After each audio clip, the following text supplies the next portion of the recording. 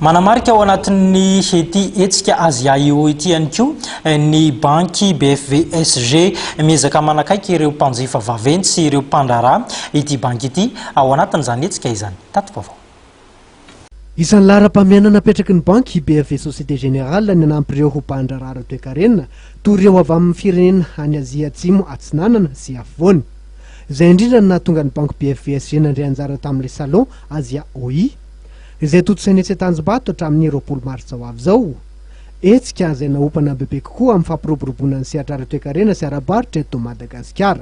Isan'ireo tanjona napetraky ny BFVSG arak'izany ny fanatonanareo mpanjifa, anararaotana sy ijerenareo seha-pandraharana, ny anolorana torohevitra sy vahaolana arabola mety amin'ny filan'ireo mpanjifa, ny hanomezana toromarika mikasika ny paikady fampandrosoana maharitra ary ny fanatonana akaiky kokoa ireo mpitantana orinasa sy hamaly ny filan'izy ireo. Fantatra nandritra ny fotoana trany fa efa himaty-matesan'ny BFVSG foana ny anaraka sy hanohanareo orinasa, ny hanamafiorina ny fifandraisana amin'ireo mpanjifa amin'ny alalan'ny fanomezana famatsim-bola ahafahan'izy ireo mampitombo ny fitaovana ampiasainy sy mampiroborobo izay zavatra sahaniny sy ireo tetikasa kasainy ho toto-saina entina hanatsarana bebe kokoa ny sehatra misy azy tsirairay avy.